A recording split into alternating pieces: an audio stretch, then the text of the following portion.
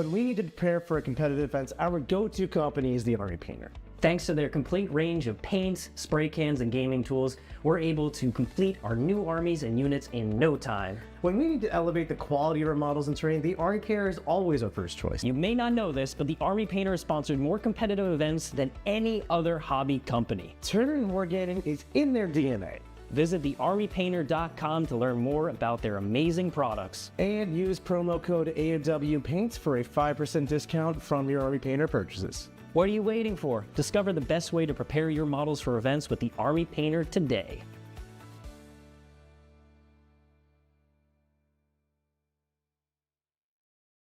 What's going on, everybody? Welcome back to The Art of War. We're super excited today as Jack and I are going to be talking about all things Paryiah Nexus, answering your questions, and just hanging out, having a good time, you know, being how we be. Yep, just chatting, just as you said, shooting the breeze earlier. Yeah, that's what we're gonna be doing. We're hanging out here with you, talking about 40K, the game we all love, and we're obsessed with it. We're just what are we gonna do? Leave? Stop playing? It's an obsessive passion. It's the meme from was it The Incredibles? It's like it's part of my identity. It's like all of my identity at this point. So we'll be hanging out with all of you, and excited that you're joining us. If you are joining us, please do give us a like, subscribe to the channel, and tell your friends about us. All of that massively helps us grow. In addition, leave a comment below letting us know what you think overall about Paryiah Nexus, how you're feeling about your factions, things you're excited about in general. We'd be happy to hear it because we do read those comments. Mm-hmm. And if you want to see more content from us, especially more battle reports, more Jack Theory, Masterclass series, all that stuff is in the War Room at thewarroom.vhx.tv. There's a 3-day free trial if you want to check it out. And there's tons and tons of content for every single army in the game. So come on and check it out. All right. So the rough topic of today is taking a look at Paryiah Nexus so far, seeing what's going on. So where are you at with Paryiah Nexus? How are you doing? So overall, I think this is honestly the healthiest meta that we've seen since probably pre-Iron Hands Space Marines in 8th edition. All right, how many armies can you play Can you play and not expect how many armies right now are going to hold you back from playing, from doing well to GT? I think there's one. Just any GT? Just like a 60-man at Tampa or whatever. If I was going to just a random GT, I'd feel comfortable playing any of my armies. Yeah, I think that's armies. Same here. Yeah. I imagine the two that I would be the most nervous about are GSC, because they kind of play like old AdMech, where it's a lot really good at killing T3 bodies and garbage. Oh, they're absurd at that. Yeah, and then they're paper thin. Yeah, and they don't have a lot of stuff because they haven't gotten the points droppings. And then their army mechanic, kind of like old AdMech, just isn't reliable or useful in every scenario because you could just fail those reserve comebacks. So that faction I'd be pretty nervous about running. And then I'm also not like an Imperial Knight player myself, and I feel like some matchups on some terrain formats can be difficult for them. But those are probably the two that stand out. Now, I don't think Knights are bad by any means. I think they're significantly better with being able to go through walls. Oh yeah, for sure. That was a really good change because mobility was their main problem. But I feel like sometimes they can run up into a matchup that this is just really hard, and it's hard to get around that because of the data sheets they have. Yeah, it's not an army that speaks to me personally because you run into a normal army, you can play a normal game, but if you run into Tau packing 3 Skyrays or something, you're just going to get lit up and die, and that just sucks. I hate not having agency in matchups. Gladius Eradicator Brick. It's what are you doing? Just not great. At least there they only have the one threat, but still, yeah. I don't like not having agency in my matchups, and that army doesn't really speak to me. Although I'd be interested to see what Brian's going to do with it. I think we're going to have him on our stream soon. Yeah, we will be having him on Play More Games. He's actually been doing really well with the Imperial Knights, and that takes a dedicated person who just plays Imperial Knights to really do. He knows exactly what to do in all the scenarios, which is really good to see. Absolutely. Yeah, so Custodes, I think Custodes got a lot better. I do think they also kind of lack that agency, but objectively they hit really hard now, which at least is nice. It gives them a role, it gives them a thing that they excel at that other armies don't, which is good. It gives them it gives them a job, at least in teams especially. It gives them a thing they do that you might go to them before any other army, possibly. CSM also hit really hard if you take Pact Bound. Other armies that just hit absurdly hard be like World Eaters, but like it's in the conversation now as opposed to just not having a role before, which is not really what you want. I mean, Custodes' bottom line is you can run the Guard Brick with Kyria Draxus, you can run some amount of Wardens, and some amount of Caladius, and that's just a good list. Yep. Venatari now are also perfectly fine if you want to run them in 3s or 6s. Yeah. You can run a skew where you run a bunch of Wardens, a bunch of Venatari. You can run a sort of like mid-range army, like what I usually run with the double tanks, because the tanks are still an absurd data sheet. The really good tank. Like, I would take them in a lot of factions. Oh, yeah. Oh, yeah, for sure.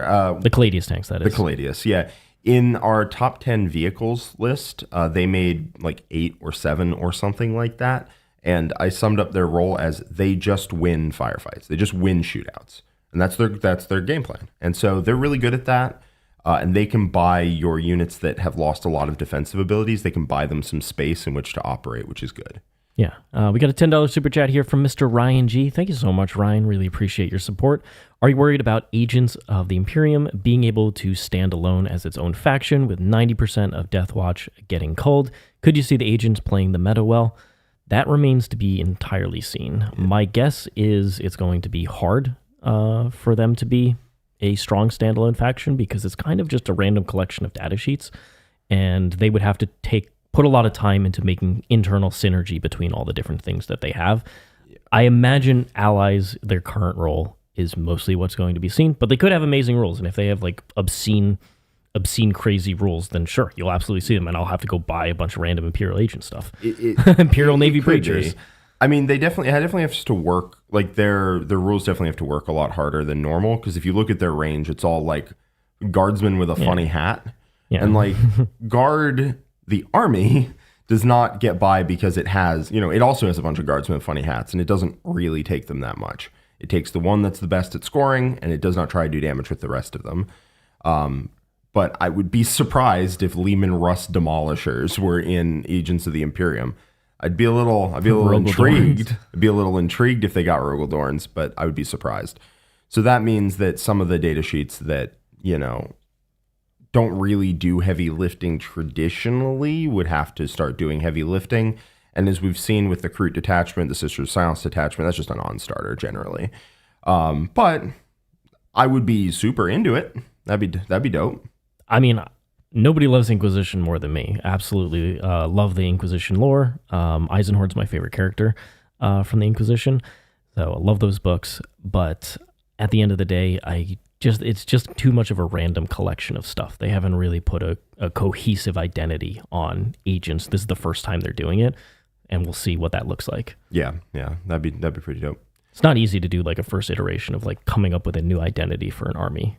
Because they kind of reworked the same rough outline based on the lore and everything for many of the factions from edition to edition. But when you're creating something brand new, there's a lot of extra effort that has to go into that. Yeah, it is an opportunity to do something interesting, right? Because you're not stuck with what you had before. But we'll see. I hope that it's viable for sure, but I would be surprised given its range. Yeah, if I can play a sweet Ordo Malleus army, that would be awesome. Playing the Nyx demons. 100%. I love hunting demons. And it's just like, what are these rules? Give me Feel No Pain 2+. Yeah, against psychic attacks made by demons, you get a 2-up Feel No Pain, and they get hazardous, but the hazardous kills them, even if they're a monster. You can banish their units. Maybe they just do the old thing where you just get a whole unit back when they kill it. Because demons are just like, oh, I eventually killed you. We lived in life. That used to exist. That used to exist. And in addition, if Grey Knights killed a demon unit, one of their stratagems was if a Grey Knight unit kills you, you get your whole demon unit back. Like a full strength, whatever it is like if you were running a big brick of Plague Bearers, you get that whole thing back. Greater Demon, you get the whole thing back. And Grey Knights were still very favored in that matchup. I believe so. And the reason I played it against Nick. Yeah, and I played it as well. I played that matchup in a tournament, and it did not go well for the demon player. Basically, you just pick real ones to hit and wound on a billion shots. You had like hundreds and hundreds and hundreds of bolter and silencer and heavy silencer and heavy side cannon shots. and you would just reroll ones to hit and wound, and you were just going. You get Palins with indirect fire, strain 6, AP 2 damage from across the board. My opponent had like a 30-man pink horror unit with like 700 split points to go into it, and I killed the whole thing in one turn because he was just like every 5-man unit is 20 shots, rerolling ones to hit and wound. And you're just and they just pick the whole unit up. Trent Raber, thanks so much for your $10 super chat. I found Death Guard struggle against big, tough things. Do you think the meta is going to shift away from big, tough stuff, aka vehicles, knights, other monster-heavy lists? And 100%, Death Guard do struggle with high toughness, good armor save vehicles. You can see this. They don't have too many profiles that are efficient into that target. Usually they go for allies in the case of like Chaos Knight Brigands to try and shore up that weakness, but they're very good at killing stuff up close, especially infantry, elite infantry, and lower. But against anything high toughness where they have to rely on lethal hits and the stacking minus AP, -1 save, and the AP, it can just go wrong. Yeah, they also have a lot of anti-infantry, which is just not fun when your opponent... Right, like anti-infantry on a strength 5 flamer does not really want to be going into like monsters and vehicles. And yeah, that's something Quentin has found, is he has found that a lot of vehicles, a lot of monsters, not even like toughness 12, just like a lot of toughness 9 and 10 has been kind of miserable for his Death Guard. Is the meta going to shift away from big tough stuff? I don't particularly see a reason why it would right now, and it currently... Like, I don't think so. I think I think there's going to remain the same proportion of high toughness skew. If you look through the top 10 vehicle monster lists and even the character list, you'll see that there's a lot of really big, durable things that are priced to move right now. And it's been that way pretty much the whole edition. The toughness bump that vehicles got was dramatic. And there's a lot of factions struggle to have enough anti-tank to reliably bring down big stuff quick enough. Yeah. I mean, I think we're in probably a similar ratio of vehicles, high toughness things that we were back in like, honestly, it was worse in 5th edition. But like, not worse implies it's bad. But like throughout 40K's history, there've been armies that take a lot of vehicles, armies that take a couple vehicles, armies that don't take any vehicles. And that's just kind of been consistent. In 5th edition, man, people took so many vehicles, so many like rhinos and razorbacks and whatnot, especially in 6th, I think, when the Gladius came out. Gladius Task Force or Gladius Strike Force or whatever, and every unit got a free transport, whether that was a drop pod or a rhino or a razorback. And I don't know if you got free razorback. I forget. It's lost in the sands of time. But every unit got a free transport, and that you saw so many of these rhinos that previously were not worth even the 35 points you would pay for them originally, and now you just had like 7, 8, 10 of them on the board. It was 7th. Cool. Welcome, Colin. Glad to have you here. We've got Red Rum. Well, let me give one example of this Death Guard thing. Is a game we played, AdMech versus Death Guard.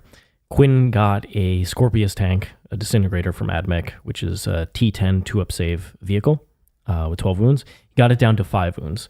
And then Typhus comes in, mortals it down to 1. And he has 3 Plague Burst Crawlers left with indirect fire to shoot. And he decides not even to bother shooting at it because there's not consistent that he would kill it. Yeah. That's the type of anti-tank that we're talking about here. And they can kind of struggle to kill enough transports to get the stuff out inside so that the Plague Marines can then blow it up. Yeah. Sorry.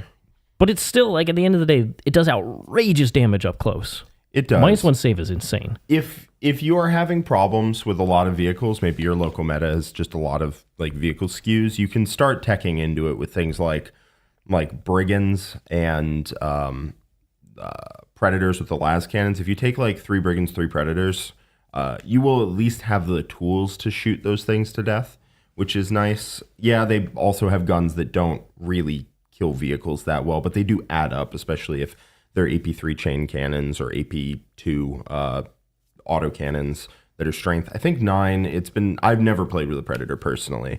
I just don't play the armies that want to. But I believe it's 9-2-3, and if you -1 toughness and 9-1-3, and if you minus their toughness minus their save, it's essentially 9-2-3 with -1 toughness. That's pretty good. You can give them ignore cover. So if you really need to kill vehicles, you can go in that direction. Yeah. But you have to lean. So like if that's your meta, lean heavier on it. Yeah, and you're not like amazing at it, but at least you can compensate for that weakness, and those vehicles are decent anyway. So think about it. And most armies don't make their game plan to kill every vehicle on the table. They kill the most important ones, and then from there they play a game. Yeah. All right, we've got Red Rum, member for 19 months at the War Room Gold. I mean, he's basically one of the most consistent people that we have in our community. Glad to see you here. Says Jack is happy as long as they don't change his bay in Imperial Agents. Oh, who could that be? Hey, I use Draxus a lot as well. Draxus is the best Custodes model in the game. It's the best Custodes unit out there, and I'm not hearing otherwise. She is so good. I would not be surprised if she was changed in some way. She just has a ludicrous amount of shots compared to like every other Inquisitor. Yeah, she does. It is insane. Yeah, she does. It's so good because I pop her out of transports. I can stack AP on her, ignores cover, reroll wounds. She just does a lot of damage. Yeah. What do you think about the 100 Black Templar Crusader list that won the war match? Oh, he won. Olivier is very good. Great Marine player. Yeah, Olivier Weiss. You really think that every army now can win a GT, and what's the next masterclass? So I do think any army can win a GT. There's like a couple armies that are going to require a skill difference, but I mean, you will need to be better than your opponents generally to win a GT. That's kind of how it is. So it's more about the scale of the skill difference. GSC, you need a pretty big one. But other than GSC, yeah, I do think any army is a contender to win a GT. Yeah, if you're one of the better players in your area and you run a list capable of playing into those other top players, you can definitely win with pretty much any faction, I think. Yeah, we've seen most factions win GTs. I don't think there's a single faction of mine other than, again, GSC for now. I guarantee you GSC will get buffed. But at some point, because they have been very responsive to bad armies in the past, and so I assume nothing will change on that front. Maybe not in this balance update, but hopefully the next one. They did that little FAQ update, which just helps with the blips. Yep. Yep. But all of my armies, I would feel comfortable taking to a GT. I know you would take all of yours. Yeah, I got Admech. Admech is dramatically improved. Votan, feel really good about the triple Lanford builds. Grey Knights are just a good, strong, tricky army in general. Tau, I can play a variety of different sub-factions if I want to. And then, what is the last one then? I'm forgetting. I phased out for a second. Necrons. Obviously. Yeah, those are good too. Yep. They're quite good. Yeah. So yeah, I really do think that every army now can win a GT, and that is a really good place other than GSC again. But I think that's a really good place to be. The 100 Black Templar Crusader list, if you're not ready for it, oh my God, will it run you over. It outputs ridiculous amounts of damage. I don't know his exact build. I know it is 100 I think Crusaders. It's 5 brick. It is definitely 5 brick. I know it's 100 Crusaders, but past that, I've not seen it, so I don't know the exact list. But that list, I guarantee you, has Grimaldus in it, and it probably almost certainly has Tannhauser's Bones. Past that, I'm not sure, but that list, if you cannot deal with it, will ragdoll you across the table. It outputs ridiculous damage. If you're not equipped to kill like half the army in one turn, which a lot of armies aren't, then you will just get swamped.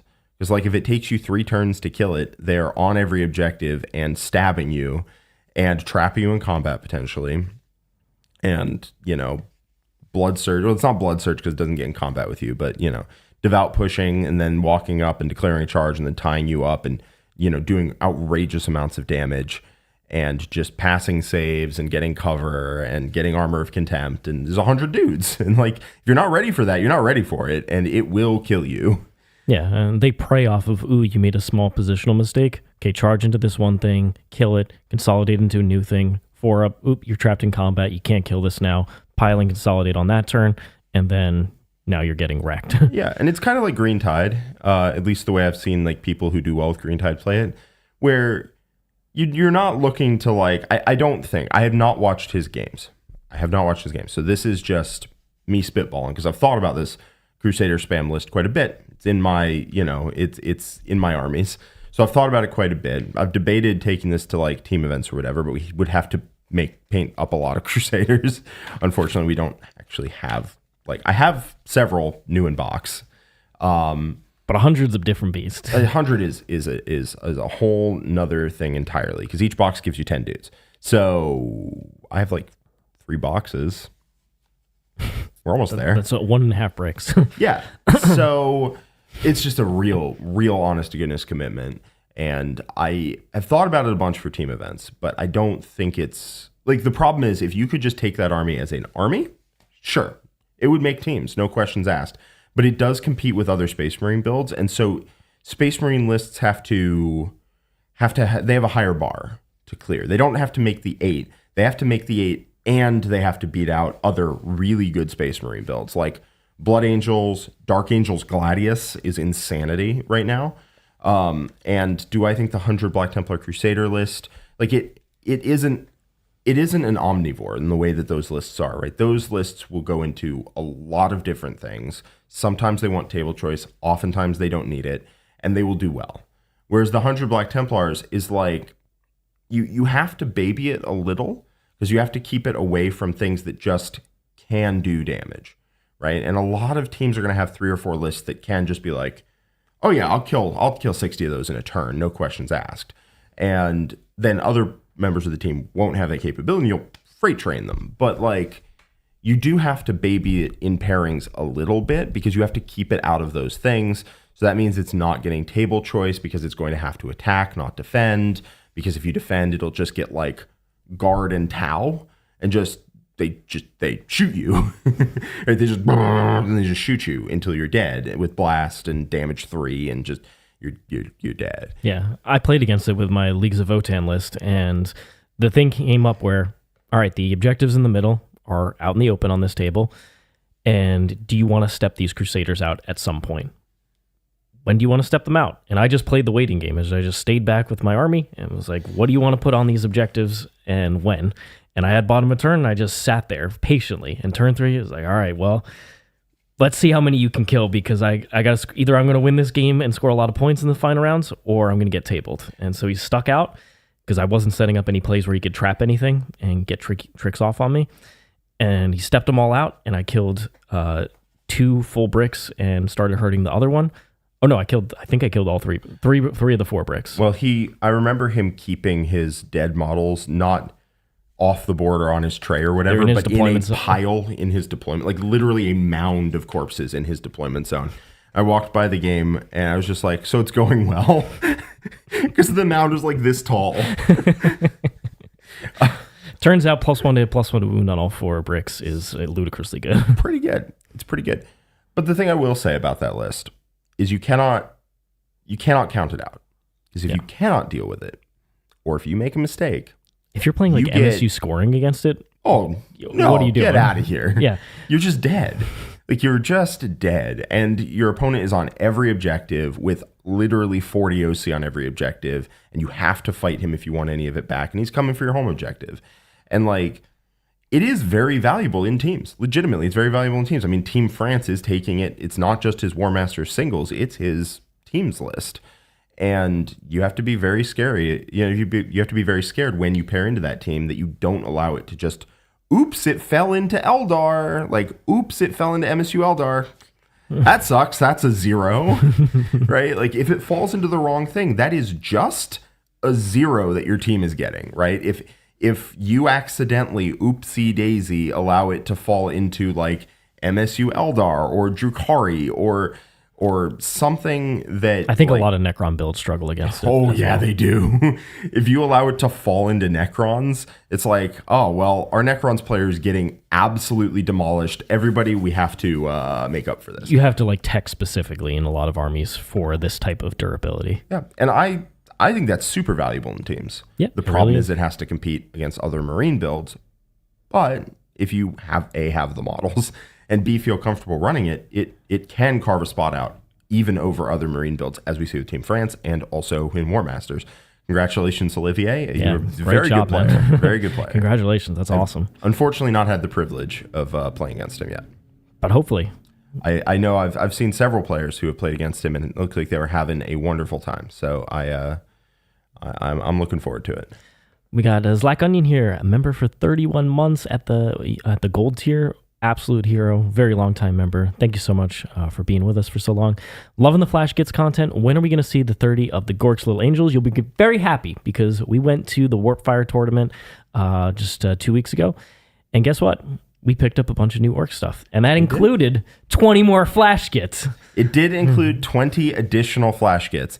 Now, I will need to build them, and if you've ever built Flash Gets, they're miserable to build, and it takes forever. So, wish me luck, Zlack Onion, but I will persevere. But they're awesome. John will paint them up, and that's synergy, baby. And we'll put them back we'll put them on the table. I mean, this is as good a time as any. I actually had a little bit of an Orks renaissance recently.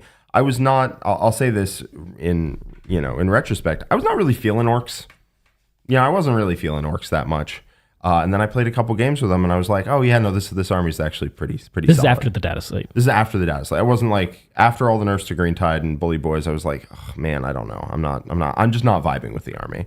But I played a couple games recently. One of them is already out in the War Room. I think it was out yesterday, or day before yesterday. Tuesday. And, what do you mean today is not Wednesday?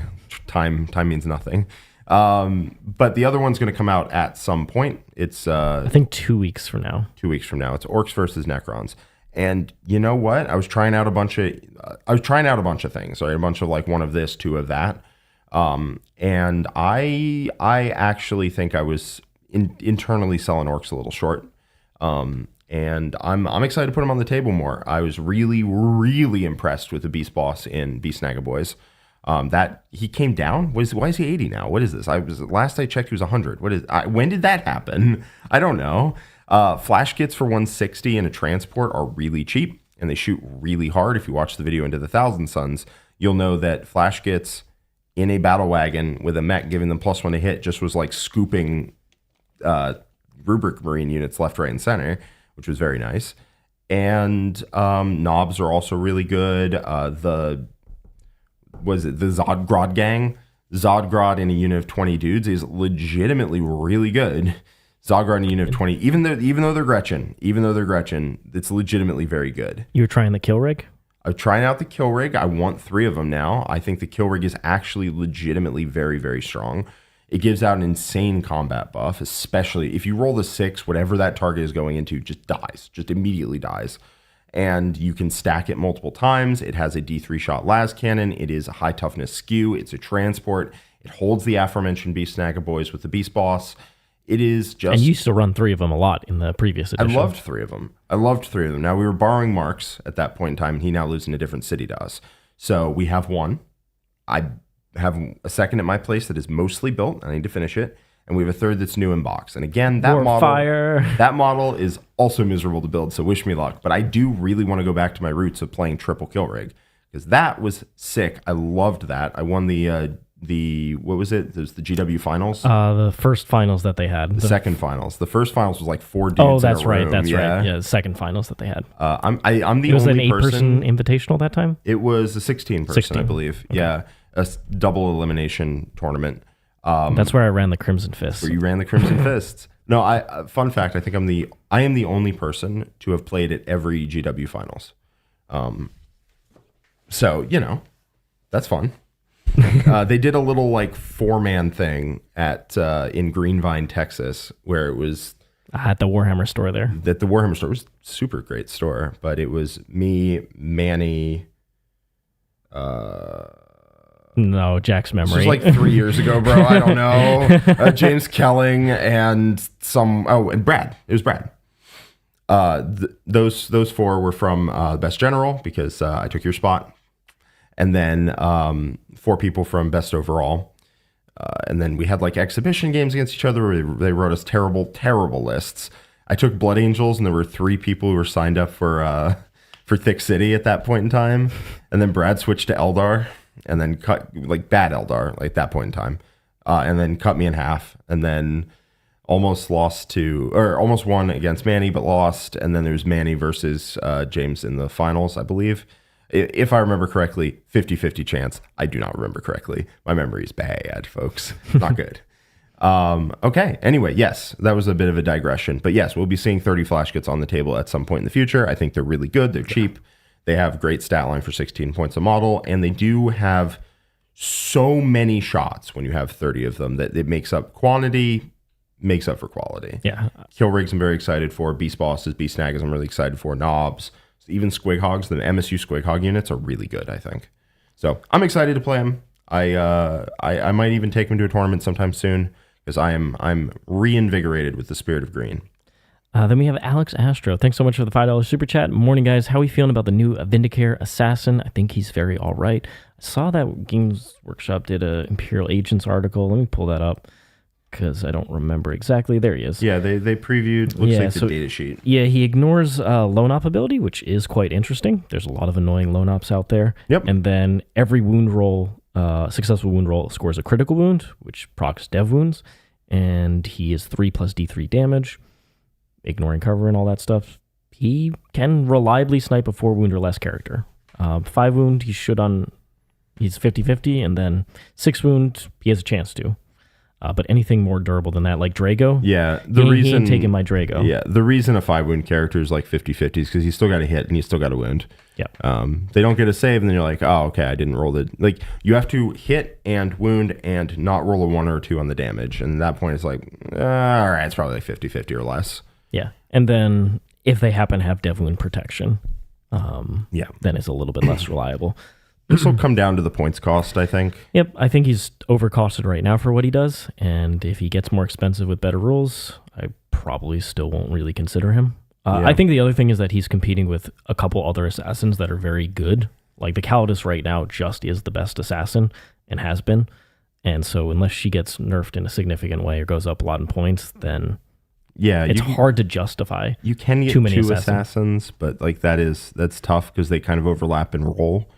And also, the thing to say about the Vindicare is the same thing I'll say about the Vindicare since like he came out, which is a good player can just keep their characters out of line of sight of a dude who moves 7. Like, yeah, it's up to your opponent to put them in line of sight, and if they're already willing to put them in line of sight, then how much value do you get? The thing I'll say about ignoring lone ops though is some armies really like that. Some armies really like, hey, you can't put a lone op on the objective and just hold it that way. Yeah, like Tyranids like putting just a random lictor out. You're never killing. You're not killing a neurolictor. Those dudes have 7 wounds. Yeah. So like, for some reason, I can't fathom they have 7 wounds and a 4-pin. So same wounds as Drago. Yeah. What? Good point. Good point. I'm just doing this so that the Tyranid haters get to post a comment about it. Yeah, they always like to talk about how we want them nerfed. It's like, no, the army can have good things. And then I get to complain about those good things. That doesn't mean I want them gone. All right. So then we have, here we go. We've got John McCardell with gifting 20 subs. Thank you so much, John McCardell. Glad to see you join us. Did you catch the game yesterday with Leagues of Votann? I was doing some rock and stone things with the Votann. Hope you enjoyed that one. And we'll be getting World Eaters on in a couple weeks up against Nick, your GSC. Yes, Nick will be playing the... We can talk about that. So... But thank you so much for gifting those subs. If you were gifted a sub, make sure you click that accept button. There should be a notification somewhere. I think that game is going to be a lot of fun. So to talk it up, because it's been a second since I mentioned it, and it had gotten pushed back by about a month. Nick was talking to me about how easy World Eaters is. World Eaters is just a brain dead shove your army at your opponent. Anyone can do it. It doesn't matter. And I contend that World Eaters, if you want to play them well, are actually pretty hard to play. You don't have a ton of resources. You have to keep pressure up. You have to balance pressure versus control of the center of the board. You have to properly execute all your combats to avoid them going poorly. Like, I think they're actually a fairly tough army to play well. Anyone can put them on the line and go, bleh. But to play well, I think they're actually pretty tough. That's not what anybody does that does it well. Not that does it well. There are a lot of people who just deploy online go. Yeah, that doesn't work. No, not at high levels, for sure. And he was like, nah, it's easy. I'm like, listen, you can play World Eaters, and I will play any army of your choice, and I will beat you. And he was like, that's easy. GSC. I was like, all right, bet, let's go. So there's lunch on the line for this, and we're going to play. And I am very confident, actually, that I'm going to splatter him across the pavement. But, tune in to find out. We'll see. Will I defend the honor of both World Eaters and GSC at the same time? Well, Nick is the bad guy. I mean, if that's the narrative you want to put on it, I'm not going to stop you. And you get a tasty lunch. And I get a tasty lunch. He's got to come and buy me lunch. It's great. It's a win-win-win-win. There's like so many wins there. So look forward to that. That will be on YouTube, so everybody can enjoy it. Then we have Luca Brasson. Thanks so much for your super chat. Hey, what do you think about World Eaters in War Masters? I was not following any World Eaters players specifically. I can just look it up real quick and see if you want to just talk about World Eaters more broadly. World Eaters in singles, I think, are a very, very good army. I personally think World Eaters are one of the best armies in the game. Probably like a top 5 or 7, something in there. As I said, they are a little bit tough to play in the correct style if you want to actually have the highest percentage into a variety of armies. You do have to know exactly how to use your pressure, how to use your control over the board, things like that. I saw a comment there about how well 8-Bound would have done into the Crusaders. I actually think you can kit out the Crusader list to beat the crap out of World Eaters. So I don't know if he had any Judiciaries. My assumption is that he did not, but you can put Judiciaries in the 20-mans. The 20-mans actually aren't that unreasonable. Like, they're pretty durable up against the mass damage 2 that World Eaters brings to the table. And critically, they have a 3-up fight on death strat. 1 CP, it's a 4-up fight on death, but if you're in Uphold the Honor of the Emperor, spoiler alert, you are in Uphold the Honor of the Emperor, it's a 3-up. And so that means if you have fight first and 3-up fight on death on 20-man units, it gets really obnoxious for World Eaters to go into them because you just lose an entire 8-Bound squad if you go in, right? You just put them base to base like you're playing Warhammer Fantasy, and you just rank and flank them up the board. And if your opponent charges you, you're just like, all right, here's 100 attacks. Just 100 attacks. And you take their biggest thing and you oath it every turn, so if it charges you, it dies. And then whatever, if what's his face? If Grimmy's unit gets charged and loses a whole bunch of guys, first off, they have a 5-up Feel No Pain and Armor of Contempt if you wanted, and that is just going to be misery to try to chew through. But also the first 2 guys get a 4-up invuln. So if somebody, because you have 3 little turds in the unit that follow Grimmy around, this is a legitimate benefit for taking Grimaldos, by the way. You have 3 little dudes that follow Grimmy around, and his Cenobite Servitors. Yep. His whole unit has a 4-up invuln, including the Cenobite Servitors. Now, you don't lose anything for the first 2 Cenobite Servitors going down. If you lose the 3rd one, you keep your aura, or you keep your choose 3 effect for the unit, but when it comes to your next turn, you can't reselect it, and so it goes away. So if you really need to burn, saves to keep the unit alive, you can kill all 3. Otherwise, you just take saves on 2 of them who have a 4-up invuln. So if something like Angron rolls up on the unit and hands them, is like, all right, I'm sick of this damage 2 into a 5-up Feel No Pain nonsense. I'm sick of Armor of Contempt. I don't want to deal with any of that, and just goes smash attacks. Well, the first 2 are going on dudes with a 4-up invuln, and you can just spike and be like, all right, you killed 2 of them and 2 regular guys, and then you just immediately vaporize. So I do think the Black Templar build can be built to be incredibly good into World Eaters. I saw somebody posting about Votan into this is CC. I've got Black Templar Righteous Crusade versus Votan Me game coming up. That doesn't look good. If you run my build, and there's a game I recap in the War Room on this, it's the team tournament I played with Votan. If you go watch that, you'll see 5 games. One of them is against the Black Templars, and you'll see how to beat it. You do have Triple Landfort is the way, but check that game out because it'll show you how to do it. Now, for World Eaters at War Masters, it looks like Alex Taus from New Zealand was the best performing World Eaters player. He went 4-1-1 and finished solid, respectable result. Finished 26th overall. His specific list, if I go look at it, is, let's see, he had Angron, Karn. Okay, so he has Angron, he has Invo, and he has Lord on Juggernaut with Favorite of Khorne. You forgot Karn. I did not. I'm going to mention him. Jackals, 10 Khorne Berserkers with Karn and a Rhino, 3-3 regular 8-bound, 3-3-6 Exalted. It's a fairly standard World Eaters list. It's got 10 Khorne Berserkers, and it's got the Favorite of Khorne Juggernaut Lord, which is He's fine. I've actually found I want Berserker Glaive or Helm of Brazen Ire on him instead, and then he's himself quite a lot better. I think Helm actually makes him really tough. But that's a pretty good list. It's a pretty good list. Doesn't have any spawn, which I love my spawn. Personally, they're gross. If you've never tried World Eater Spawn, Number 1 unit in the game. Number 1 non-monster, non-vehicle, non-character datasheet in the entire game, according to our tier list. And I stand by it. Because those spawn get a 4-up Feel No Pain for just vibing in the army, because you always pick the Feel No Pain as a World Eaters guy. So those spawn are ludicrously tough and heal. But I'm not going to go on a spawn diatribe. I think they're amazing. You can watch that tier list. But that World Eaters list seems pretty good. He did pretty good. 4-1-1 in War Masters is hard as hell. So congratulations. Yeah, the next 2 placings were 36th and 40th. Yep. So those are the 3 in the top 50. So they didn't perform like insanely well, but they performed solid. Like top 50 is good. 3 in the top 50, that's a decent showing for a faction. Somebody has made a mention of the restriction on Space Marines being pretty onerous on Space Marine mains. And I'm going to use this as an opportunity just to say, I think they should change it. I think they should say either I think you should be able to have 2 Space Marine lists on your team if they don't use the same chapter, they don't have any overlapping units, and they don't use the same detachment. Which is a pretty serious restriction, but you can take Space Marine lists that are completely separate archetypes, and so you don't get to double up on the same archetype, which is what the codex restriction is there for. Or both armies can't just have 3x5 jump pack intercessors. In that example. Yeah, exactly. Or you can't take like or scouts. 30 Deathwing Knights on your team, right? But as long as you use completely separate units, detachments, and chapters, although you can probably overlap chapters if you don't overlap the units, whatever. Then you get to have a second Space Marine. I think they should I think team events should just do that. But you know, we play in it's nice seeing a diversity of armies though. Yeah.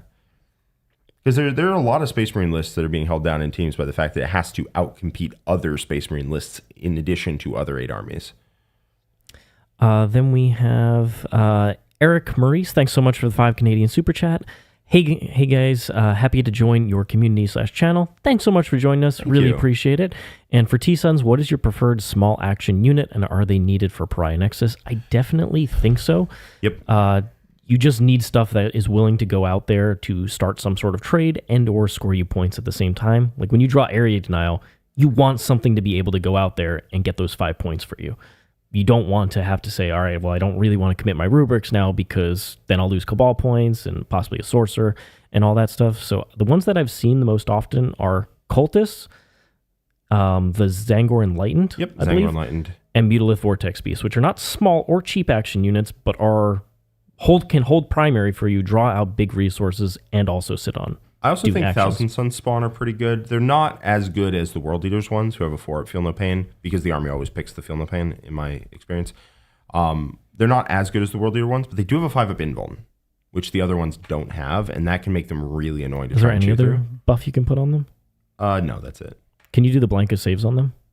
No, because it has to be a Psyker model to blank the save. You can reroll the save on them if you want, but a 5-up into a 5-up is pretty good.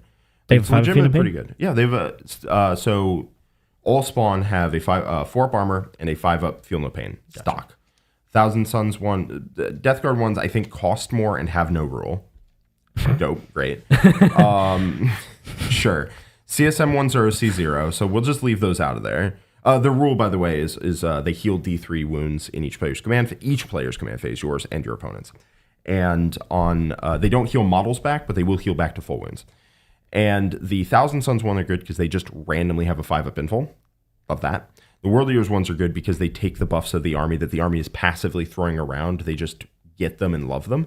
+1 Feel No Pain to spawn is gross. All right, you get hit by Bright Lances and you're like, yeah, that didn't do anything. Cool. Then you heal back. Thousand Suns ones have a 5-up invuln, which also means you get hit by Bright Lances and oftentimes don't care.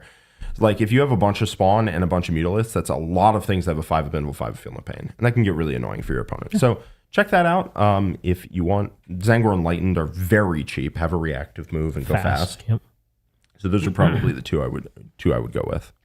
We've got Ethan Williams. Thanks so much for the $5 super chat. Going to the team event of the Michigan GT in mid-September. It's the first team event for me and my teammates. Tips for a new team. That's awesome to hear.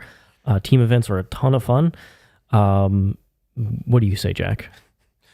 So for a new team, the first thing to keep in mind is make sure to have fun.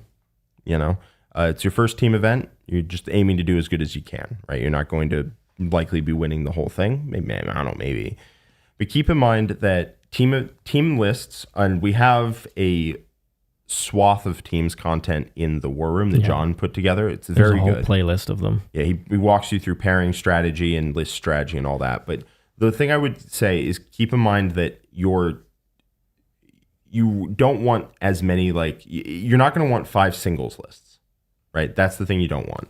You don't want 5 lists that are all trying to win by 5 points into everything. You don't want that. What you want are things that have roles. So things that are particularly good into a certain type of army. So like probably a good thing to do is take one army that, does really well if it gets its table choice, like Tau or Guard or something like that. And another army that's designed to just try and draw every game, and then probably 3 armies that just look to do damage. And that's probably a fairly good team comp if you're fairly new, is like one that looks to draw a bunch of stuff, one that's really good on its table choice, and 3 that look to get paired and just kill someone. Is a pretty decent starting comp. You can also go 1 that wants to pick table choice, 2 that are fairly okay just drawing stuff or whatever. So you can throw it into things your team isn't particularly good into and just try and draw the game. And then 2 that look to absolutely smash. I think what I would say is that it's very easy to get overwhelmed by the options, especially because the meta is so relatively balanced. But at the end of the day, you're going to want to take the armies that your players are most experienced with. You can switch to a different faction. There might be a more appealing faction out there that might technically be better, but if your players have tons of reps with very specific factions, it is almost always better to run with your experience rather than switch to an army that might be stronger, in quotes, but you don't have the reps to play it. Yeah.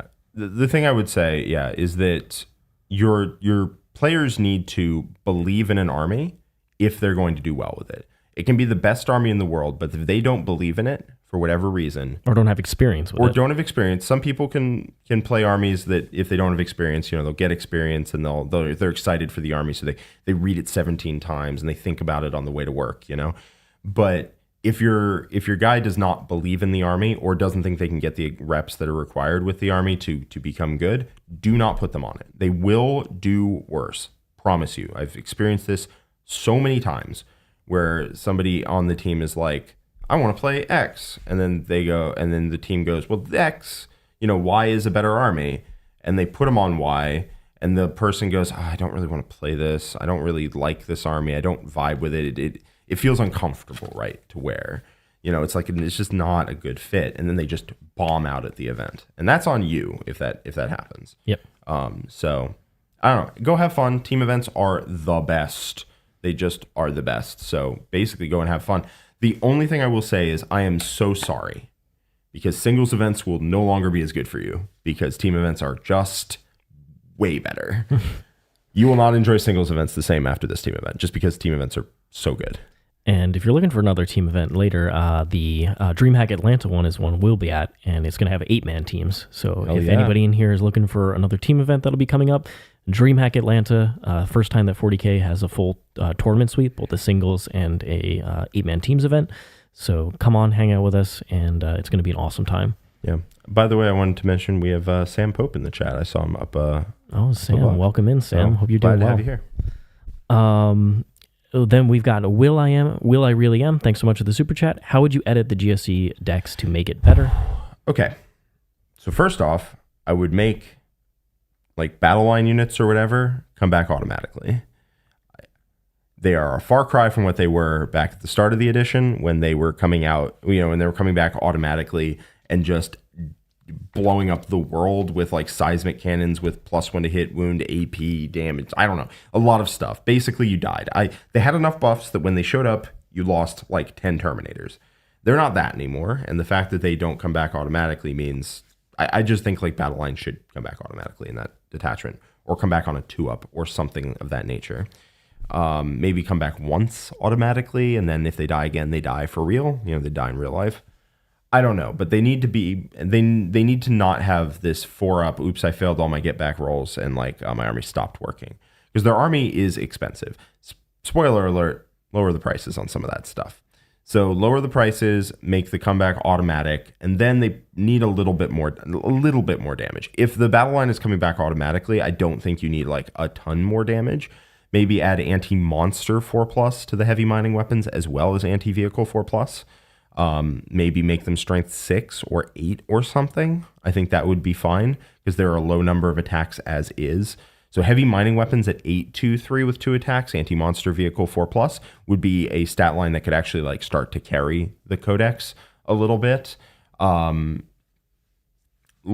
I think that would be a pretty decent series of changes. Maybe make mining lasers hit on 3s stock, so you can take a different enhancement or different upgrade on the vehicles, something like that.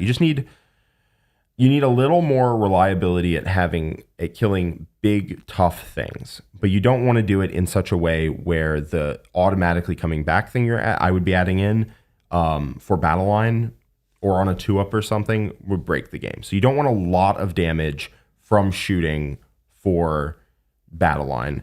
I think having the heavy mining weapon going up in reliability into a lot of high tough things is probably pretty good, because a lot of those like rhinos and big monsters or whatever can cause problems, especially in multiples.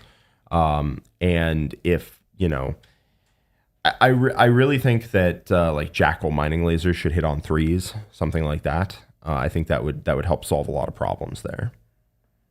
That would be where I would start. Make the army roll a little more reliable, make the damage into high tough things a little more reliable. And that is where I would go. And then drop points some amount. And I think that army would be very competitive. I think it would. So heading over to Alisdar C, thanks so much for the super chat. Patriotism aside, if you had to put money on a team for WTC, who would you be going for? I would have to, if I were putting money on any team for WTC, it would have to either be the US or Poland. Like, just straight up. After that, I would say, like, you know, England and Australia, but I would say either Poland Team or Germany the US. has a very good team. Team Germany is very good. I'm going to go for the fanboy pick. I spent a lot of time in France doing my PhD research. I'm going to go for Team France. They have a really good team this year and have really fun, nice, experienced players, and they're very good sportsmen, so hoping to see them do really well. Yep. I'm rooting Team USA on, but I think if any team can knock them out, it's going to be Poland. Poland was our bugbear the last two years. We drew them last round, very close round, and we lost to them the year before. So if any team can do it, it's Poland. They also have Duda playing AdMech, which that's awesome. That is pretty cool. They were pretty cool. And they've also got, wow, we got a lot of super chats. They've also got Typhus, who was on our team for DreamHack, and I'm sad that I won't see him for a while. Poland just has really good people on there. Not just players, but like human beings. Yeah. Like those guys. Then we have Kenneth Smith, $5 super chat. Gabriel Seth needs to be able to lead Blade Guard. Love the content. Yes, please. Mephiston as well. Well, Mephiston, apparently, according to internet screenshots. Yeah, well, according to screenshot, like zoom enhance of the thing they put out, Mephiston gets blown up in a 4-up Feel No Pain. I just want to run Mephiston. I'm insistent on Mephiston. He's the coolest. So I'm very excited. Would love to run Gabriel. So he really needs an updated model, though. I don't does. like his current model very much. His rules are the best rules for a character. He always has don't great see. rules. Yep. And then it's just like, well, I lose all this awesome stuff from Blood Angels. You lose Lamarty's, basically. Like, you could lose the Sanguinor too, although I've cut the Sanguinor personally because he is just too expensive for a unit that oftentimes comes in and doesn't do anything. But you lose Lamarty's, and I am not prepared for that. Also, he only joins Assault Intercessors, so like he does a lot of damage, but then your opponent just goes, all right, he's dead next. Yeah, like Azrael in Assault Intercessors gives him a 4-up invuln and a damage boost. And even there, I want them in Inner Circle Companions just so he can hit you multiple times. Yep. We got Logan Grimnar. Thanks so much for the $5 super chat. Grimnar. Jack, can you explain why you're not a fan of Thundercav maxing and why you prefer your Space Wolf builds? I think Thundercav maxing is totally fine if you want to go in the Stormlance direction where you just tank hits. Again, a very good teams list. I actually think Team Poland is taking that. It's a very good teams list that's being held down by the fact that you have to compete against all the other Space Marine lists. Again, please let us take 2 Space Marine lists if they don't overlap. Please. I think it's a super good build. I think it's a very monodimensional, and we have like the models for 2 units, and I've played that and it felt good. And I think we've acquired the models for 3 units. Yeah. I think it's a perfectly good build. I think it's perfectly good. It struggles to do damage sometimes because while you have Lance, you are only AP1 basically across the board with no way to fix that. But you can just box people out of playing the game, which is pretty tight. I think that list is perfectly good. I like the Space Wolf builds I've been playing because partly I really like the Gladius, although they took away my Apothecary Biologist, which is so sad, from the Gladius. Ripperoni. But Champs of Rust got a lot better. Champions of Rust slams now. Their damage cap is through the roof. We saw that. Like I ripped apart a Chaos Knight army with them. Like the reason I like my Space Wolf builds is because they do a lot of damage. The other thing is you also like having the flexibility of having more infantry units than normal, because the issue with Thunderwolves is if they are getting repeatedly move blocked, you're losing a lot of your damage potential and kind of the threat overload of it. Whereas when you have infantry, it's just hard to screen all of that and move block all of that. You have advance and charge, so you can go through walls. I still like some Thundercav in that list, but I like them in MSU units because otherwise they're very hard to hide and stage on your opponent without just getting shot. And if you're just getting shot with Thundercav, then you take the Stormlance. Yep, that is true. Yeah. Got John McCardell. Thanks so much for the $20 super chat. Really appreciate your awesome support of us. Love my flash gits. Took them to ACO and they did well. Clearing screens, taking down deep strikers, lethal once per game with sustained. Can do a little in combat. Glad they are getting attention. Plus, they're great models. They are great. They are great. They're models. missing Captain Badrug, but they're still really good. Yeah, it turns out they're just 160 points for 10 dudes that have decent shooting and good combat and decent durability. And for 16 points a model, it's like, all right, I can either get an intercessor or a flash git, and it's like, all right, I'm taking the flash git. If you just want to do an army to army comparison, like, wow, it is like that, huh? It is just it's a lot of saves to take. It's a lot of saves to take, and they're great in multiples because it is so many shots going downfield with sustained, and you can either shoot them out of a transport, which keeps them very safe, right? Because they're in a transport, you butt the transport up against a wall, so if they kill the transport, you get out behind the wall, get in a new transport, keep shooting. And you can hit them with a mech to make them hit on 4s, or you get them out of the transport, shoot, get the extra shots, you hit on 5s now, but you have sustained hits and lethal hits once a game, and then you charge in with 5 attacks a model at 611. Woo! It's a great data sheet. They're just a really good data sheet. Good data sheet, and like 30 of them slams. Then we have Matthew Harris with a £2 super chat, and his question is, how do you feel about a Rampager and World Eaters with the changes to Super Heavy Walker, Advance and Charge, Sustained 1 on Charge? I think it's not really what the army wants to be doing. You can do it. Basically, the way it would work is you move it up behind a wall, and then on the turn where you go in, you run through the wall and charge them and force all their guns into the Rampager. I think it dies a little too easily for the points cost. It doesn't combo with the army at all. I don't love it, but it can work in that role. I think it's like, was it like $385? It's not that expensive. It's gone down multiple times. Yeah, I think it's somewhere in the ballpark of like $380, $385 or something, which is reasonable. I think you can make it work. In teams, if you want to take a Rampager alongside World Eaters, you can. You just find someone who can't deal with it and you shove it into their army. You're just like, gah. But it does price you into that sort of, I'm going to just sprint at my opponent. And I will say World Eaters are a fairly expensive points per model army. And throwing all those points into a Rampager, I don't personally love. When it could be like a unit of 6 Exalted and a unit of Spawn or something like that, which really helps spread out the wounds, and you then get to go through walls, and you get to combo with the army and get rerolls off of Angron and get the bonus damage and stuff off the Blood Tithe chart. The other thing is that usually a lot of boards, at least on the US Open format, have a nice Angron hole to hide in, but they don't have also a night area that can let you stage Exalted in the same kind of realm. So you start running out of space to hide things, and so something has to deploy a lot farther back than you would want. Yeah, luckily, the advance and charge and running through walls is quite solid. And once you go through the wall, you don't really need strats. So if you battle shock yourself, it's sad, but not the worst. I could see it working. Charge. If you really want to give it a shot, man, 100% go for it. I don't think it's actually I don't think it's actively bad. I think it's fine in that army because it combos what the army's trying to do. I think there might be better options, but give it a shot. Really, I think it can work for you if you want to try it. Tony N, thanks so much for the super chat. Hi, in this current meta, which detachment is best for Custodes, Talons, or the Shield Host?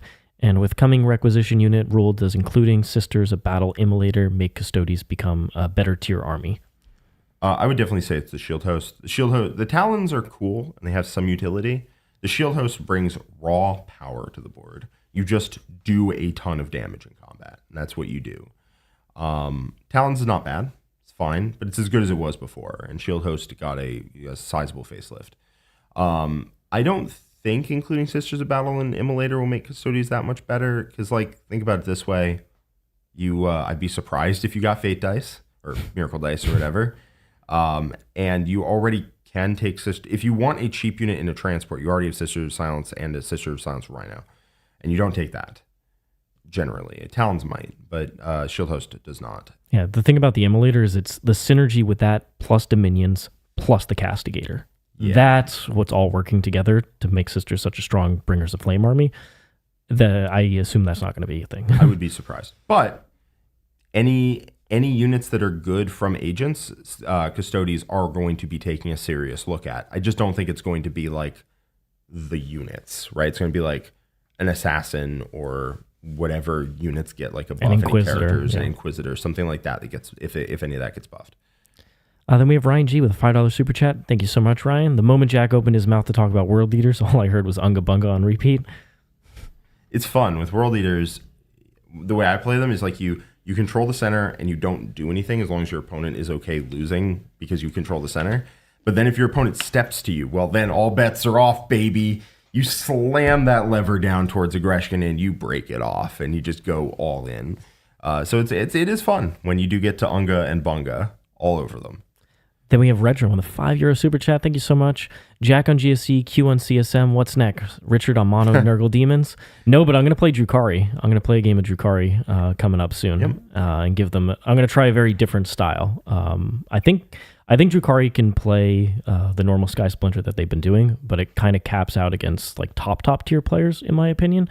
Whereas I think Real Space Raid has still a very high skill cap in terms of playing old AdMech style of just contest, move, block, and kill just the bare minimum that you need to. Yeah. So I'm willing to try it out and put it on the table. You also at some point were looking I've won a super major with Drukhari, so I've got a history. They were a bit different back then. Thick City, baby. They were built a little different.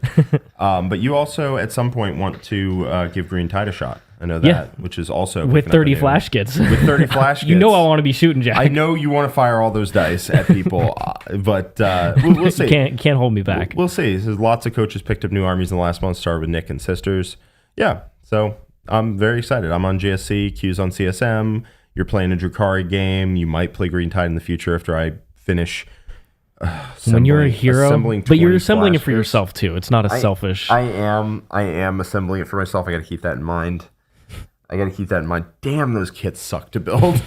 I built 10 and I was like, all right, I'm done. I actually built 5 and then I was done, but I needed to build 10 and I was sad. TJ Dieter, thanks so much for the $5 super chat. Lord of Deceit seems much stronger than GW intended. Feels like almost all the models with it should get a points increase. Do you agree? I think the Calidus is probably fine given how easy she is to kill, and if she's hiding behind a wall, then the aura's not affecting that much, but I think everything else needs to go up. I think the ones that are quite durable, like Fate Weaver, like Bjorn. You have the Swarm Lord, although I don't know if he needs to go up. Those are harder to, because when they're committed, it's also committed in other types of durability that's around it. It's not just, all right, my anti-infantry can just go snipe this out. You have to really commit to get rid of it, which means you're probably spending some amount of CP on it, and that can be backbreaking. I think Cypher should go up as well. I think Cypher is just a really good package between combat shooting. He shoots back if you shoot at him. He's a lone op. He has Lord of Deceit. Like, he has a much stronger package than the Custodes. Yeah. But the Custodes go up and come down, which is fine. It's fine. She dies really easy. She does very, very really easy. So, and she doesn't benefit from any of your army's rules because she's from agents. So, yeah, I think the Custodes can stay the same, and I think everyone else needs to go up some amount. Not like a ton, but some amount. Then we have Redrum. Thanks so much for a super chat. Again, really appreciate your support. Best Custodes list at Warmaster was Talons with 411. Also no Wardens in their list. Only one character was Draxus. Stream time for Talons? Possibly. I'll need to take a look at that list and see what he was doing. No characters other than Draxus is definitely interesting. I think I've built a list like that in the past too. And I think it's solid. She's the best Custodes character, so there you go. Then we have Ryan G with a $5 super chat. Thank you so much. Can we talk about how Drukhari are the perfect organism for Pariah Nexus? They are a really good scoring army. I think if you lean too heavy on the damage and you start failing charges or you don't kill the things that you need to, that's when things go awkward for them. But they have actually really good tools for contesting objectives and move blocking. That I'm going to try out in the Real Space Raid. You could do it in Sky Splinter too, for sure. But they having a lot of cheap stuff, not too many armies can do that. Like trading a unit for 2 points, Drukhari can just say, no problem, I can do this all day, every day. So they can kind of soak up all those secondary points quite easily that aren't based on killing. Yeah. They're also really good at contesting objectives, so I think they are very well suited for Pariah Nexus overall as a scoring army. Trying to kill your opponent is not run reliable. Into problems. Yeah, for sure. Gabriel Rao, thanks so much for the $10 super chat. Hey Jack, off topic, but I live in PA and go to Adventure Games for RTTs. The TO Frank told me how you used to play there and showed me a picture of you in 2015. Fun moment. Have a good day. Yeah, so I'm actually from New Jersey. We live in Florida. I've lived in Florida for the last three and a half years. But I'm from New Jersey, proud New Jersey boy. And I used to play at the if anyone remembers the only game in town in Somerville, New Jersey. That's where me and Nick used to play. That was our local. And that it's gone. I'm pretty sure it is gone. But we used to go to all the places around there. Stomping Grounds, used to play there. BFS every year, of course. And Adventure Games in PA. Go to PA all the time. The parts near Philadelphia, just because everything else was too far away. But yeah, the whole area was like my backyard. So love that. Yeah, loved. Looks like Tony N super chatted again. I didn't see a question in there, so if you do post it into the chat, we'll go back and look at that. But thanks so much for the super chat. Appreciate it. Luca Brosson, thanks so much for your super chat. My last World Leaders question for today: thoughts on the Terminators and how you would construct a list with them? Thanks. So if you want Terminators, what I like them for is I like them in like if you just took 2 units of 5, basically. 2 or 3, depending on what you could make work, and you just use them as more MSU stuff that is harder to kill than 8-bound for their cost, right? Because 180 points gets you 5 Terminator bodies that benefit from the advance and charge, that benefit from all the like stuff that the army does. And then on the charge, they do so much more damage than normal Terminators. It's pretty good. +1 attack and strength is really good breakpoints for them specifically, and also +1 to wound is really good. And they can take chain fists and power fists and that sort of stuff. So I like a 5-man. They also add a bunch of bolters, which let you kill like cultists and things that otherwise you'd have to charge because you don't have a lot of shooting unless you take Forge Fiends. Speaking of which, I really like Forge Fiends. Personally, I think they're really, really good in World Leaders if you want to go that variation. But what I would do is I'd take 2 to 3 units of 5. I think they're pretty good. Their efficiency per model is way higher than 8-bound. Because 8-bound are 140 for 3, and Exalted 8-bound are 155 for 3, and the Terminators are 180 for 5. And they do have a 2-up save, which is, which does matter, and a 6-up Feel No Pain, which does matter if you take the Feel No Pain, which you should. So in like an MSU sort of thing where you take 3 units of 8-bound, 3 units of Exalted, and 3 units or 2 units or whatever of the Terminators, I think that's pretty good. I think that's pretty darn good.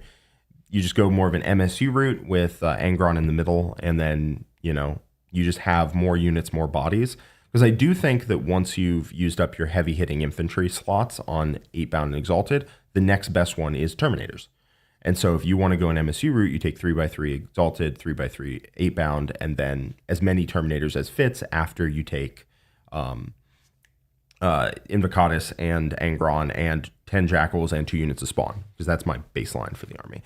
So if you want to do that, I think that's a very good way to take the Terminators. They also are great at rapid ingressing, which you can do with Exalted, but they don't have to do that because they move so fast. But the Terminators are really good off of a rapid ingress, and so I would at least, if you're taking Terminators, at least have 1 unit of 5 that just rapid ingresses and goes. And if you have 2 units, you can put them both in reserves. You can put one on the board and scout it up and then advance and charge, or you put them both in reserves, drop in, on turn 2, rapid ingress charge, turn 3, rapid ingress charge. It all, that's probably how I would play them. I think Terminators are really good because they are 36 points a model for a Terminator that gets a insane offensive buff and speed buff in World Leaders. So I actually think Terminators are quite good. The main reason I don't take them is because 180 just does not fit clean. Like, it happens to not slot cleanly into lists.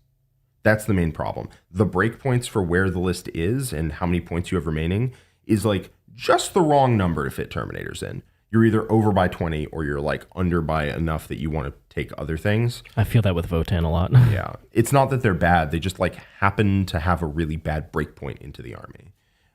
But I think they're quite good. I know that the common consensus is that they are not good, but I think they are actually quite good. Then we have Redrum here. Speaking of PhDs, what are your guys' majors exactly? History was mine. Yeah.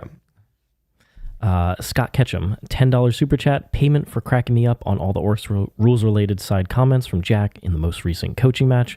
Thank you so much, Scott. Glad to see that you're doing well out there. It was a fun game to film. It was a fun game. Glad to have Mike in the crew. And congratulations for your performance, Scott, at what was it? It was Tacoma. Yeah, we'll see you at WCW. Yeah, I'm looking forward to that. I remember chatting with you a bunch at LVO. That was fun. So congratulations. Well deserved. Redrum, thank you so much for your super chat. Again, do you think there's too much invulns and feel no pains? I don't think so. I mean, I think it's the defensive scheme that they've chosen to go with for how a lot of armies are going to be defensive this edition. And I think it's fine. I don't think, currently, I don't think there are armies that, I don't think there's anything inherently wrong with invulns and feel no pains as defensive mechanics. I also don't think there's anything inherently wrong with a lot of the defensive mechanics that 9th edition chose, which was also invulns and feel no pains, but some armies had invulns and then transhuman and transhitman. I think was totally fine as long as they balanced the units properly, which sometimes they didn't, but I don't think that's the problem of the defensive schemes. A unit with a 4-up feel no pain, I think is fine. They just need to balance it properly, and oftentimes they don't. They need to factor in the 4-up feel no pain with either a bad save on the front half, so it gets an alternate form of durability, or, which they did very interestingly on the Arcoflagellants, which I think was cool. They basically didn't have a save, but in exchange they had a 4-up feel no pain and 2 wounds, which meant some things ate their lunch money, and some things couldn't deal with them effectively, and I think that's cool. But if they don't factor that into their price properly, then a 4-up feel no pain is a problem. The same way no rerolls or transhuman or a good invuln is a problem if they don't factor it into their price properly. I think it almost always comes down to is when it's not one defensive buff, it's not 2 defensive buffs, but it's multiple. It's more than that. When you can stack too many layers of defense on a single unit, it becomes oppressive. And usually they're undercosted because of that layered stacking. If they're invulnerable to damage, but they're appropriately costed. Let's Deathwing Knights. You're a 4-up, you're 4 wounds, 2-up save, 4-up invuln. You have -1 damage all the time. You can once per game get a 4-up Pheno Pain against mortals and dev wounds, your natural counter. It's too many things going on for too cheap. Yeah, it's for too cheap. I think Deathwing, there's nothing wrong with Deathwing Knight's datasheet. They're just too cheap. That's the main issue. Yeah, right? If they were 50 points a model or they were 52 points a model, I wouldn't complain about them. Yeah, they're just too cheap. They're just too cheap. It's the same for any, back when Wardens were really oppressively durable, it's maybe they were a little too cheap, But that's usually how defensive mechanics work, is it's an intersection of price. A really good example for me, I think, is the old Black Templar Terminators with Tannhauser's Bones. Brutally tough to kill. insanely hard to put away back then, especially. But their damage output, you had to invest like Oath and a strat into making sure they did anything at all in combat. And they were like 500 points. So to me, that's fine, right? There are a lot of points. Their offense wasn't that great, but they were not going to go away. If you have a unit that's too durable for too cheap, or does a lot of damage and is too durable for too cheap, that's a problem. It's when they're too well-rounded. Ricky Chow, $5 super chat. Thank you so much. Going back to this bad blood match for lunch against Nick, if you could pick an opponent of your choice and the army they play, who's your easiest win? I assume out of the house. For me, I'm going to say Nick on World Eaters. To the further disrespect. Yeah, he traditionally does not like aggressive armies, and it's a very aggressive army. So we'll do it. I mean, to be fair, he did get super aggressive into those land forts with his demons. Yes, he did. Oh, yeah, he did. Jack was just literally sitting there on the computer, just loving it. That was awesome. But that should be a really good game. If you want to check it out, it'll happen, I think, in 2-3 weeks, something like that. Yeah. CAK, thanks so much for the $10 super chat. Do you see any use for Blightlord Terminators? I mean, they're really cheap. They're 31 points a model. They're some of the cheapest Terminators in the game. Yeah. They might be the cheapest. Are they the cheapest? I think they are the cheapest. If you want to do good, I've actually thought about this recently. If you want to do good things with Blightlord Terminators, this is probably what you do, is you take a bunch of them. You make it your army's identity at that point. You hand them the Terminator Sorcerer, who gives them -1 damage in combat. And then you have the strat for a second -1 damage. They can be -2 damage. In combat only, of course. This is Deathguard we're talking about. And then you back it up with a Demon Prince on foot with the extra range on his Contagion, so his 6 of Feel No Pain covers like half the board. And then you just go, hey, are you a melee army? Get absolutely shreked. Then that will do it. Because you're -2 damage, and you can be -2 to hit, right? -1 weapon skill and -1 to hit. If you have either Typhus or Nurglings behind them. So you can make yourself Blood Angels are hitting on 5s, right? That sort of thing. And then you're -2 damage in case they get up to damage 3, and you have a 6 of Feel No Pain, and then they just don't really chew through you. If you want to play Blightlord Terminators, it's a bit janky, it's a bit wonky, but you can go that route. And then they also shoot decently hard. You can rapid ingress a unit. The Blight Lords are the ones that have 2 flamers. The Death Shrouds are the one that have 1 million. You can back them up with Death Shrouds if you want, and you just go, hey, I bet you can't kill 38 Terminators or something. And that's interesting. It's you use cute. rapid ingress. We actually saw Hunter. He was playing a Terminator heavy variant of Deathguard at the tournament that we gone to a couple months ago. He was playing, I think, Mortarion and 18 Death Shroud. But if you want to swap that out for not Mortarion and 30 Blight Lords, it's actually cheaper by a decent amount. Yeah. Putting tough, durable bodies on and -1 damage in melee can go a long way, keeping them alive. Yep. All right. Well, looks like we got through all the different super chats. Thank you so much, everybody, for joining us. Please do give us a like, subscribe to the channel, and tell your friends about us. All of that massively helps us grow the channel. In addition, leave a comment below letting us know what are you most excited about Paryiah Nexus. Jack and I are of the opinion that the game is in a really good state, and as we had talked about earlier, most armies can go to a local GT, and you can feel like you can win that if you are one of the better players there. Yeah. If you have the reps with the army, if you're really experienced, if you have kind of insight into your local meta and the terrain and all that, and tailor your list for it, you should be able to do well with your faction of choice. Yes. Which is a great place to be in, because it's not, oh, did I take Eldar or not? We're very far away from that. We're better balanced than Arks of Omen 9th edition, which was previously the best balance that the game had. And you can play whatever you want. I know that every time in our comments, we always get comments like, oh my God, this is untenable that insert army here can't possibly beat insert other army here because of insert reason that doesn't actually make sense.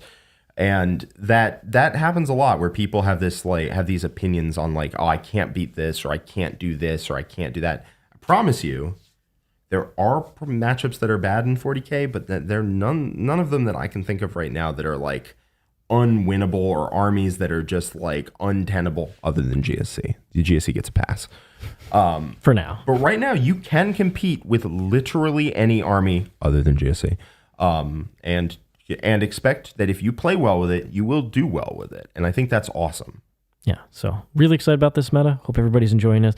If you do want to see additional content from us, like more battle reports, masterclass series, if you want to see content on every army in the game, check out The Worm at theworm.vhx.tv. There's a 3-day free trial, and you're going to find tons of awesome videos to check out that goes in-depth on analysis and shows you all the stuff that we talk about in practice.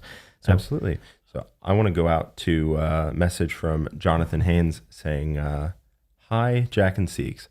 Hi, Jonathan. Thank you for commenting on all of our videos and for super chatting in all of our videos. We appreciate you. If I see a video that doesn't say thank you to the content creator who did it on one of our videos, then I know Jonathan didn't watch it. That's right. And he watches all of them. He watches every video. I got to check up on him at that point. I'm like, are you okay? Is everything all right? Everything good at home? Like, what's happening? Jonathan is plugged into the golden throne of the Worm. That's right. That's right. All right. Thank you so much, everybody, for joining us. I really appreciate your support. We're going to send you off with a word from our sponsors, Rattlecan Studios. So long for now. Bye.